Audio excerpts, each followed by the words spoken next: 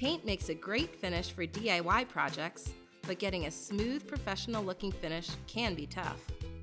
You can improve a DIY paint finish, though, with a trick that pros use: adding paint conditioner. Paint conditioner gets added to ordinary paint and helps it flow out better before it dries, which makes roller marks or brush strokes disappear. Plus, it's easy to use.